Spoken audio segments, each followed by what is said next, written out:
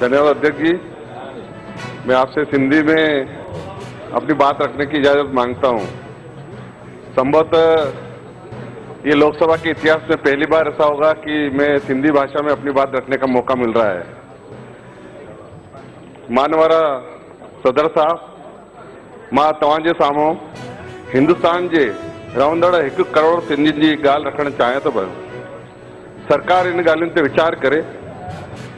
सिंध पाकिस्तान मां चङा माण्हू लॾे करे भारत आया आहिनि ऐं उन्हनि मां चङनि जी हालत ठीक न आहे। मां चाहियां थो जेके सिंध पाकिस्तान मां लॾे करे हिते आया आहिनि उन जे विकास लाइ सिंधी कल्याण बोर्ड ठहिणो खपे।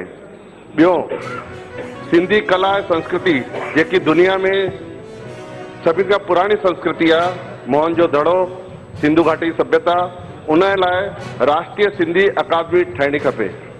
टियों, सभिनि भाषाउनि में टीवी चैनल में अॼु चालू आहिनि, पर हिकु सिंधी भाषा अहिड़ी आहे उन में टीवी चैनल अञा चालू न थियो आहे। समाज इहा मांग आहे कि सिंधी में चैनल चालू थियणो खपे। चौथों, 26 जनवरी ॾींहुं राजपथ दिल्ली में जेको जलसो निकिरंदो आहे उन में सभिनि प्रदेशनि जूं झांकी निकिरंदियूं आहिनि। चूंकि सिंधी जो प्रदेश न आहे इन करे उन जी बि सिंधी समाज जी झांकी निकिरणी खपे, जो निवेदन आहे।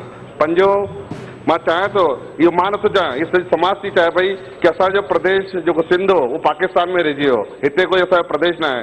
त इहा सॼे मुल्क में जॾहिं मां घुमंदो आहियां त सिंधी समाज मांग कंदी आहे कि हिते बि हिकु सिंधी प्रदेश ठहिणो खपे हिंदुस्तान में।